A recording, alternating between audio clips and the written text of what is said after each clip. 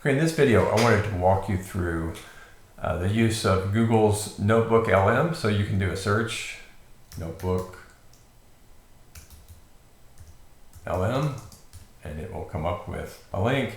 You can click on this link, and I've already created an account through one of my Gmail accounts. And so you can click on here and set that up. It's really easy to set up. If you wanted to, you can create your own Gmail account for this course like I'd mentioned before. But they're pretty good about not spamming you. So when I click try this Google Notebook link, it comes up to some notebooks that I've already created. So you can see I've played around with this some.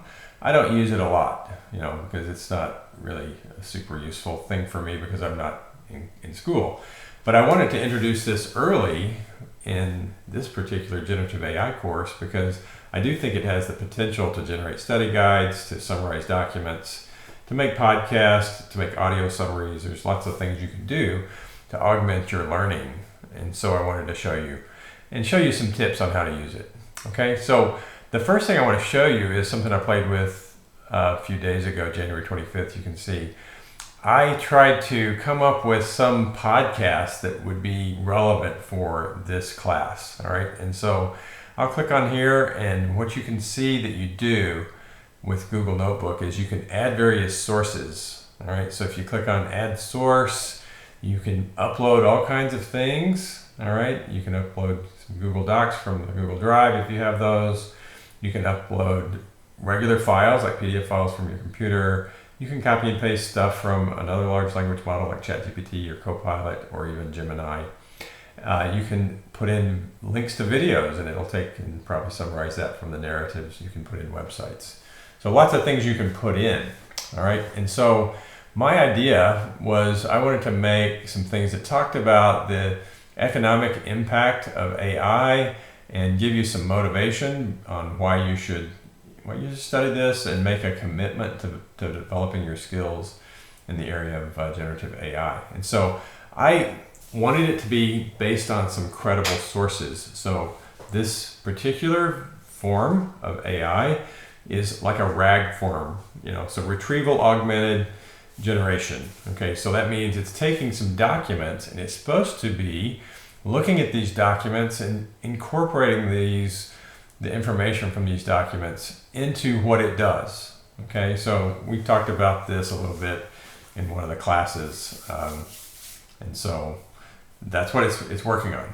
Okay, so in this case, I used ChatGPT and I found lots of sources, and I think that was my mistake. These sources kind of span several things, because I wanted to also talk about ethical concerns as it's not just not about the money. There's also some ethics that we have to take into account. I wanted to talk about how you could get training. I just tried to do too much. All right, so there's too many things in the sources, and so I can load this. And what I did, you go over here, you can make a podcast. I already made a podcast. It's really easy to do. You just click a button, and it takes a while to come up with. But I tried to get it to limit that to 10 minutes. But unless you pay for the a paid-for version of Google's Gemini suite, you can't really control how long these podcasts go. Not very well, anyway. It ignored that. It did 23 minutes. Okay, but if you play this podcast, it's kind of rambling. It's not very focused. I wasn't very happy with it. I'm not going to make you sit through 23 minutes of sort of disorganized content. All right.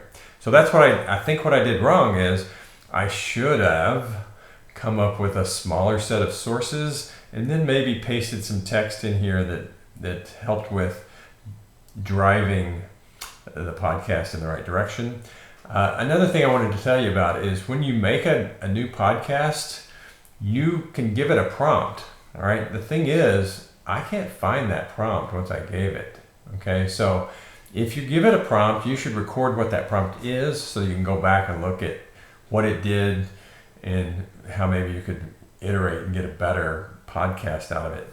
Now, these things are not very quickly generated, all right? So you click on this, it generates a podcast, and it takes a while, and you come back 20, 30 minutes, and you have a podcast that you can listen to. All right, so the next thing I wanted to cover was let's go back to what I consider my most successful podcast. I spent maybe, 10 minutes putting this together. And I think I mentioned it in class where I was motivated to try to get back on track with my diet. I'd put on a few pounds right before Christmas, and I know my past experience. So let me show you the ChatGPT prompt that I used. All right, so they're holiday health and fitness. Okay, so I made a prompt into ChatGPT with the idea that I was going to paste some text into Google Notebook. It said, I'm wanting to curate health and fitness tips to get me motivated to get my diet back under control heading into the Christmas holidays. My past history has been go off the rails and then, just kind of blow things off and try to get things going again for the new year. If you haven't reached that stage in life, you may. So it's just a future tip. All right, so I said this year I'd like to try something different. Could you curate and report back on health and fitness tips related to this goal? And then I told it the kind of things I like to listen to. I find inspiration about diet and exercises to help with health issues. I'm pre-diabetic. I've had AFib in the past where I've had to have ablation surgeries. We're all worried about cancer risk. My mom had Alzheimer's. So I'm trying to, control the factors I can in my life to be a little healthier. All right, so that was the prompt. All right, and so I gave it the one prompt and it generated lots of text and some references with those texts. All right, so here we go, we're putting those in. It gives me some stuff about visceral fat and Alzheimer's disease. Yeah, this is the kind of stuff I was looking for. I felt right on track. I don't feel like it really needed to give me pictures of bellies, but it did. So there we are. That's motivating in and of itself. All right, then I asked it, can you put this and more into a table of links? Because I was going to paste these links into the notebookLM. But you see, you've had this happen where it just didn't do it. All right, there's some kind of error. And then I didn't want to go any further, so I just took the text and I pasted it into Google notebookLM. All right, so let's go back to that. All right, so it has pasted text, and you can kind of look at that and see that I pasted in the stuff that came from ChatGPT. All right, then this button's already changed because this is where you set up the podcast, and you click on that and you can load this podcast. And in this particular case, it came up with only 7 minutes and 36 seconds. I'd asked it for like a 5-minute podcast, and it actually was pretty good and fairly inspiring.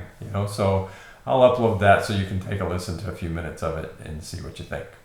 All right, so what I would like you to do is go through this process with something you're interested in. It could be something from class. Make sure it's within the AI use guidelines of the professor has for your class, but it could be something to help you study for class, or it could be something you just want to do, for fun. And it's really kind of entertaining to listen to what it generates with the podcast. What I would suggest is to try to limit things that you go in here where you're not putting in just a whole lot of things, because I think that confuses it when it's trying to generate a reasonable podcast. Okay, so I want you to try that, put that into your log, and then you can download, you can share this.